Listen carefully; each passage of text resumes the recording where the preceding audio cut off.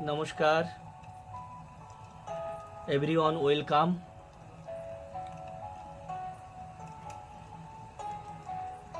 আমার এই happy literature যে একটা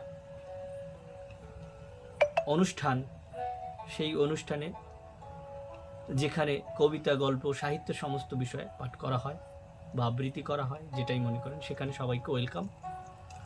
আজকে আমি একটা কবিতা বলবো, যেটা আমার লেখা নয়, এটা একটা নাটকে শুনেছিলাম। খুব ভালো লাগার একটা বিষয়, খুব ভালো লাগার একটা কবিতা।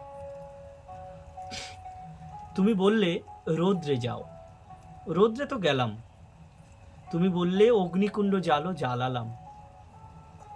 সমস্ত জমানো সুখ তুমি বললে বেঁচে দেওয়া ভালো। ডেকে চিনিলাম, তবু আমি একা। আমাকে করেছো তুমি একা।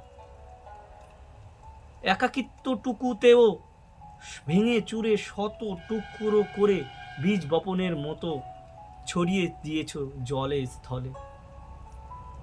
তুমি বলেছিলে বলে সাজসজ্জা ছেড়ে তীর ছুঁড়েছি। যে অরণ্য দেখিয়েছ তারই ডাল কেটেছি, খুঁড়েছি।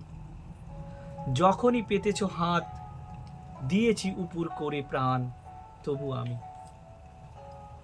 তবু আমার কেউ নও তুমি,